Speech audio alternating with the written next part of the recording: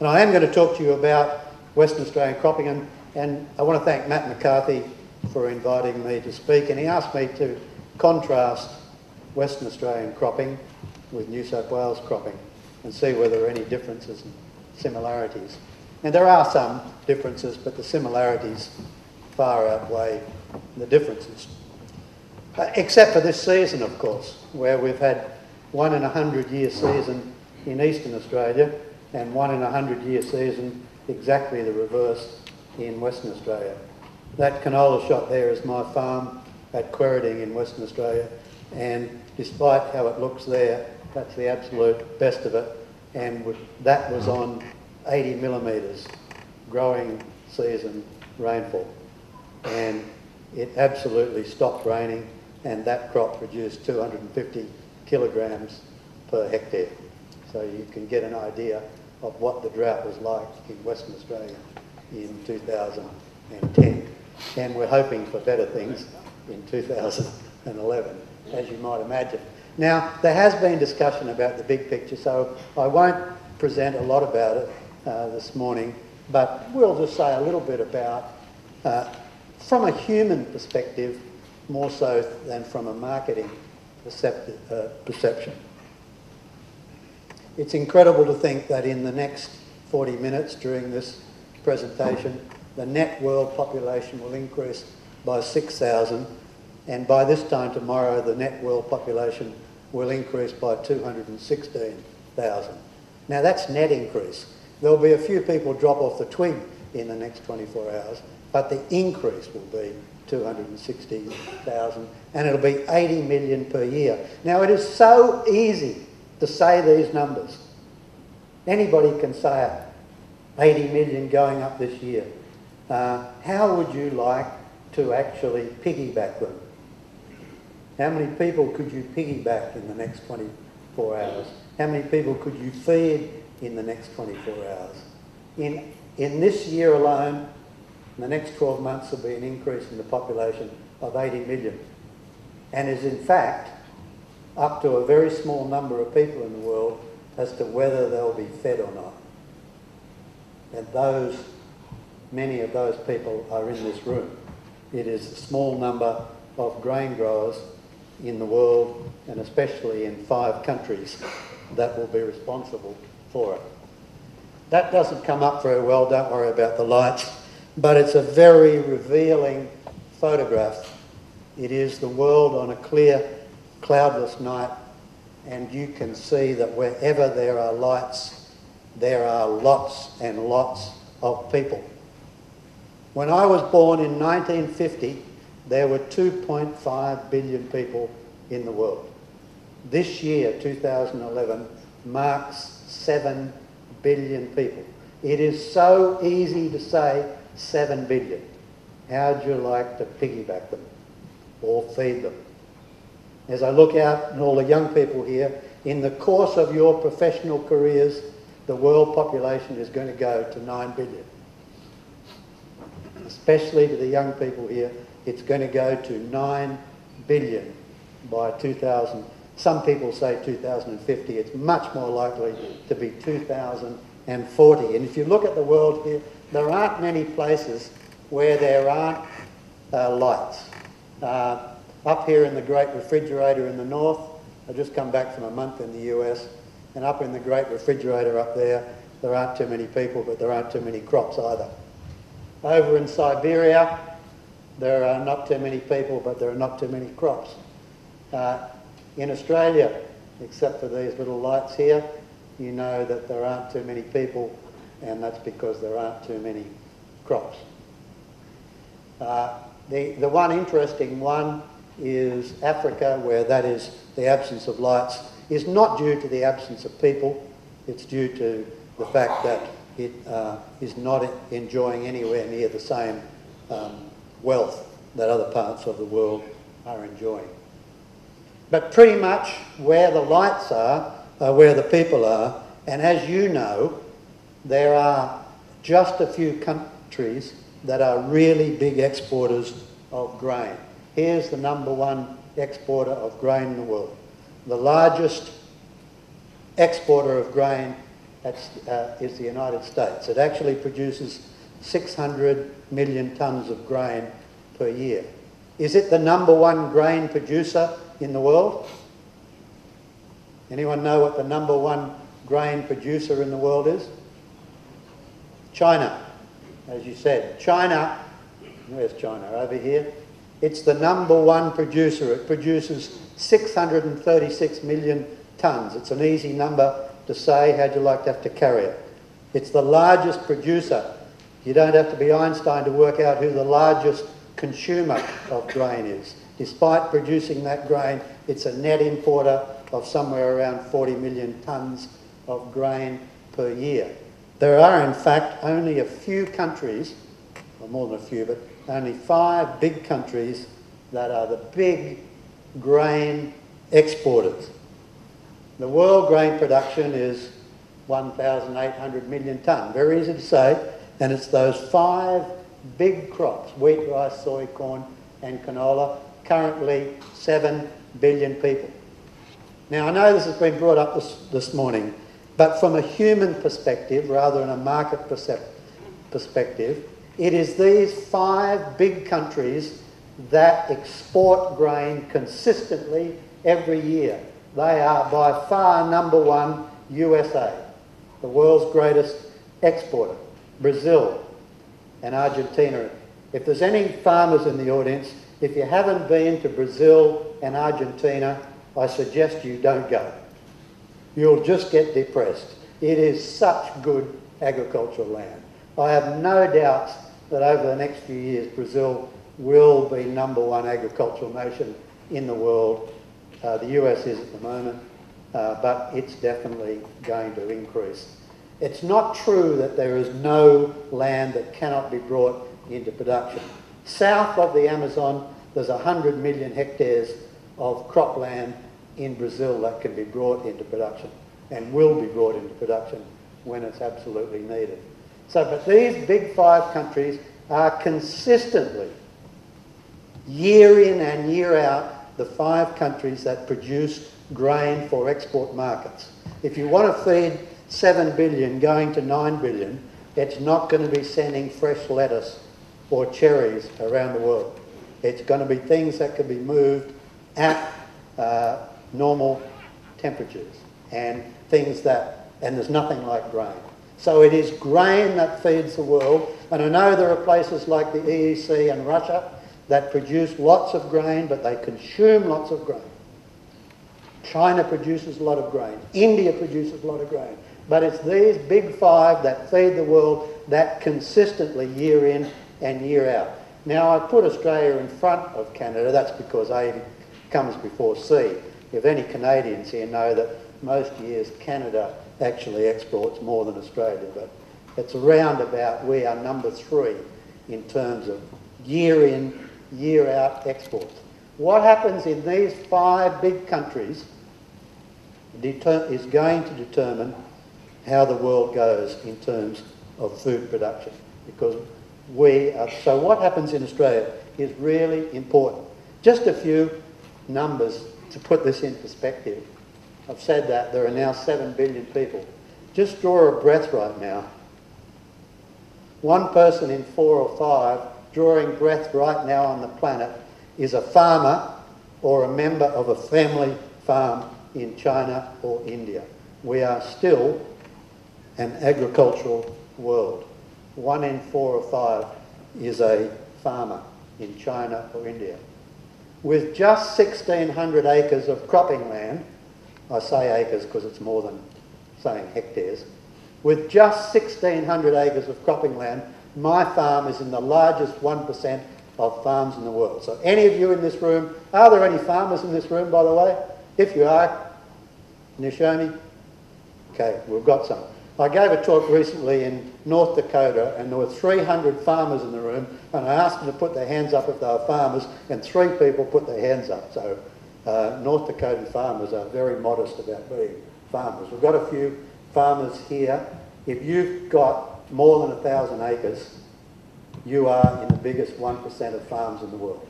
Isn't that amazing? And that's because the average farm is about half a hectare in China or India.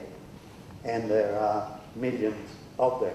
But that situation is changing. 2011 also marks the year in which there will be more people living in cities than in country areas in the world. And listen to this for a statistic. In the next 20 years, 300 million agriculturally based rural Chinese will move to cities. 300 million. How would you like to accommodate, feed and clothe 300 million people over the next 20 years? But that is going to happen without any doubt. And they'll be out of grain production and they will move to cities, and as was said earlier, they'll consume much more meat because meat consumption has tripled per individual in China in the last 20 years, and you need at least 10 kilograms of grain. And that's partly the basis of bullish comments about world grain needs versus world grain food supply. And the bottom line is that it is very important what is going on. It's not only feeding the world. Here's two examples right now.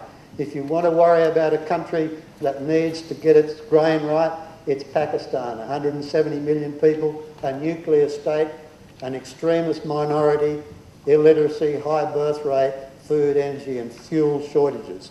If Pakistan is not able to import grain, it's in big trouble, and it's a nuclear state. Egypt, that's been in the news this past few weeks, 83 million people, most of them under the age of 30. They're the world's greatest wheat importer and import a lot of Australian wheat. Very high birth rate. And in part, what has happened in China in the past 2 weeks has been food grain related. They are big consumers of wheat, big consumers of bread, and in part, not by any means the only reason, but in part, what happened in Egypt reflects world food supply. So it is important what happens in this country. We might only be 22 million people, but we are exporting 20 million tonnes of grain. We are feeding at least 100 million people. And what we do and what happens on our farm is important for world food production. And what happens is more than just the markets.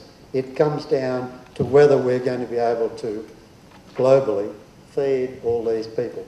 Now that's the big picture, and of course it comes down then to what happens on an individual farm and indeed on an individual field. That happens to be a photograph of a Roundup Ready soybean field in Argentina. Roundup Ready soybeans, there are 17 million hectares of Roundup Ready soybeans in Argentina. 100% of the soybean in Argentina is Roundup Ready, and that's Roundup Ready weed in the front there. That's evolution of resistance to the herbicide glyphosate, commonly known as Roundup, in a Roundup Ready soybean field in Argentina. If there's time in questions, I've been visiting Brazil and Argentina and the US a lot over the last few years on Roundup Ready crops and Roundup Ready weeds. And if you want to know anything about it in questions, feel free to ask me. Basically, 40 million hectares of soybean in the US, 40 million hectares. Remember that our crop is 25 million hectares in total. There are 40 million hectares of soybean in the US. Anybody know what percentage of it is Roundup Ready? 95%. There are around 40 million hectares of maize, corn, in the United States. Anyone know what percentage of it is Roundup Ready? 90%. There are 6 million hectares of Roundup Ready cotton. Anybody know of cotton? Anyone know what percentage is Roundup Ready? Just about all of it. The rotation in the south is Roundup Ready cotton, followed by Roundup Ready soybean, followed by Roundup Ready corn. And every Australian farmer And those that advise them knows there's only one outcome of that, isn't it? And it's Roundup Ready weeds. In Argentina, 17 million hectares of soybean, 100% Roundup Ready. And every Australian farmer and those that advise them knows the outcome. People, the farmers in those countries do not, because they've never had a problem with herbicide resistance they couldn't solve by changing the can. But there are not many things we can teach North American and South American farmers, but managing resistance is one of them. And if there's a chance, let's talk about it. But let's go back to our part of the world, the southern grain belt of Australia, consistently, year in and year out, a big exporter of grain to feed the world. A very different situation this year, or 2010. Drought in this area, too much rain in this area. So Matt McCarthy asked me to talk about whether there's any differences between over here and over here. Are there any lessons? And so I thought, well, I'll tell you a little bit about WA cropping, and you can see for yourselves whether there are any differences. The first thing is the farms are big. The average cropping farm is greater than 2,500 hectares. It seems like every farmer I talk to has got at least 10,000 acres which they're running. Many farms much bigger than this. They're highly mechanised. There's very little labour, because anyone with any skill is in the mining industry where they can earn fortunes. So farm labour is virtually non-existent.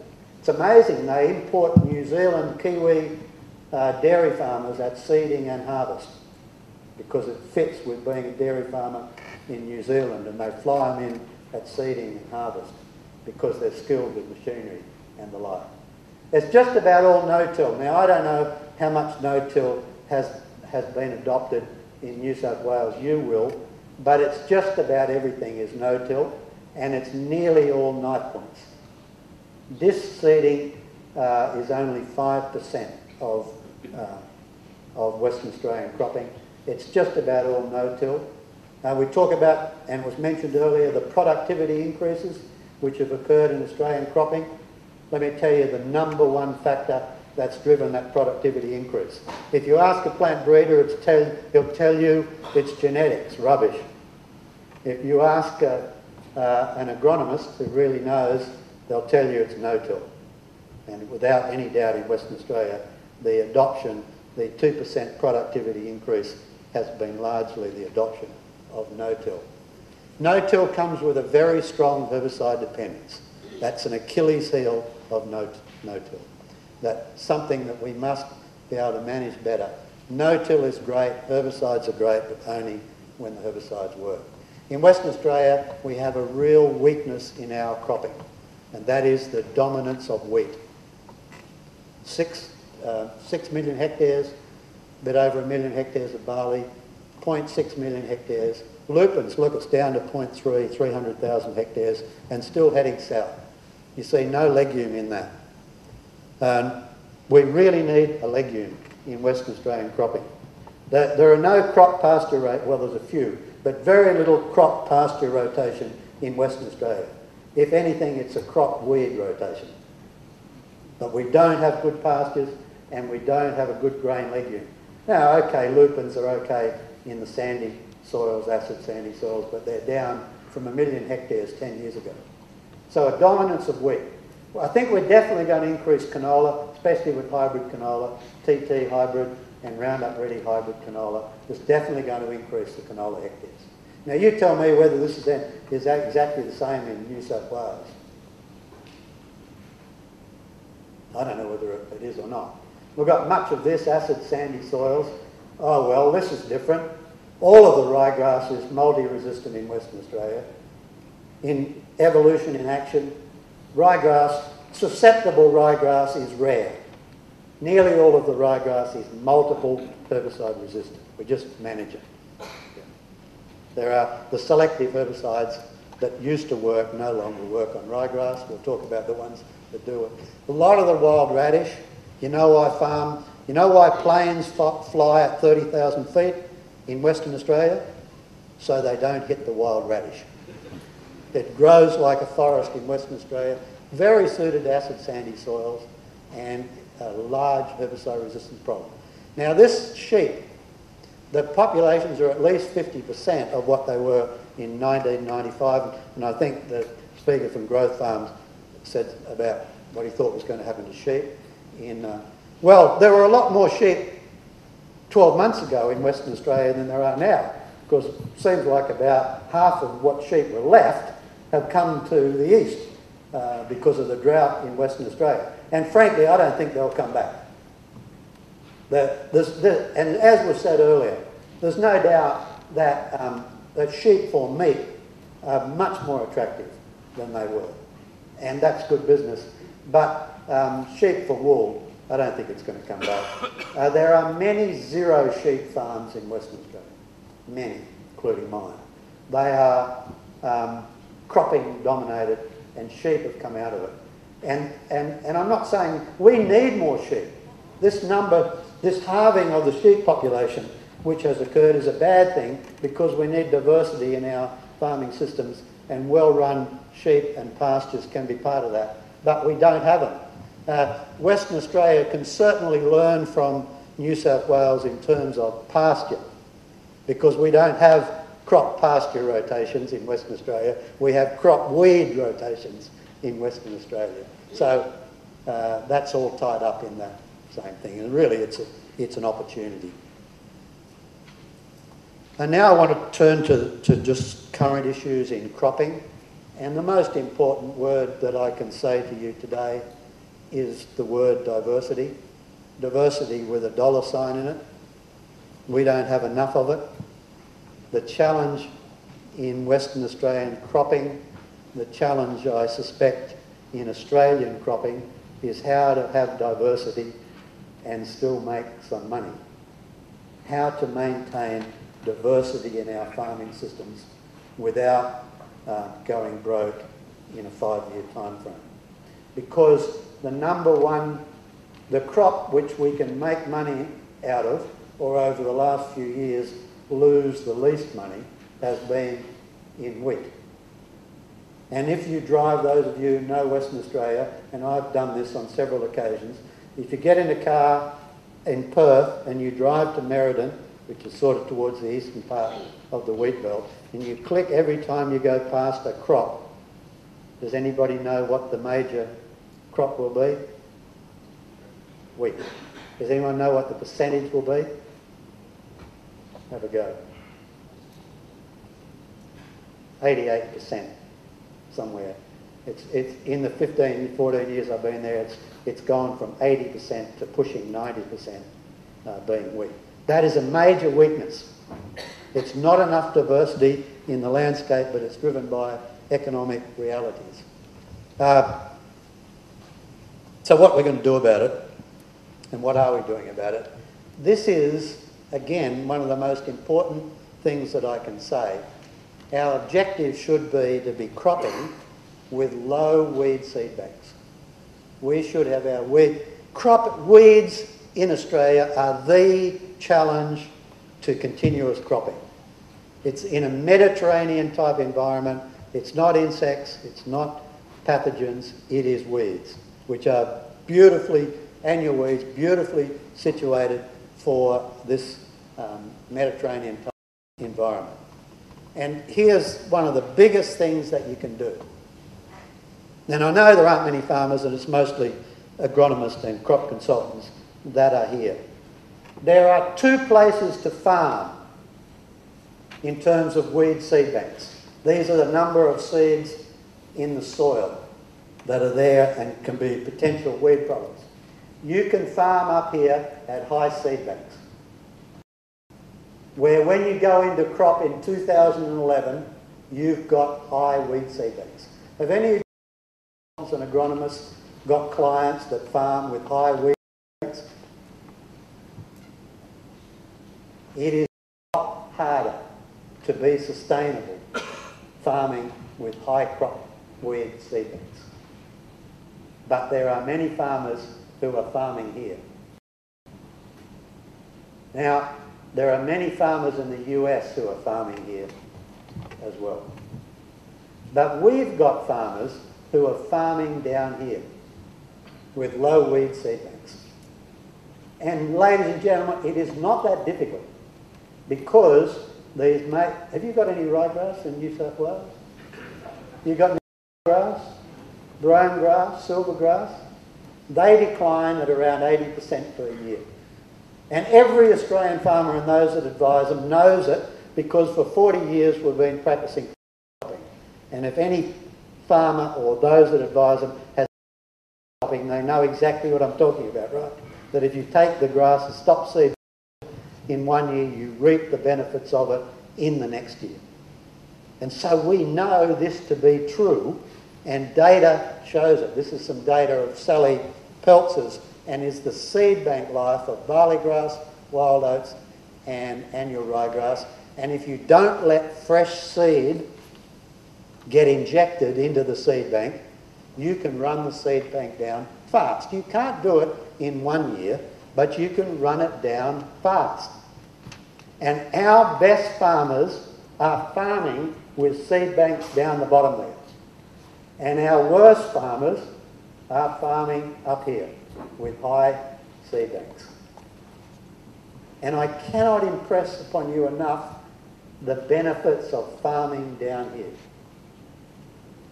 Some of our best farmers actually got decent yields in Western Australia last year in a 1 in 100 year drought because they seeded on the first sniff of rainfall and they had a very low weed seed bank and they maximised the growing season rainfall.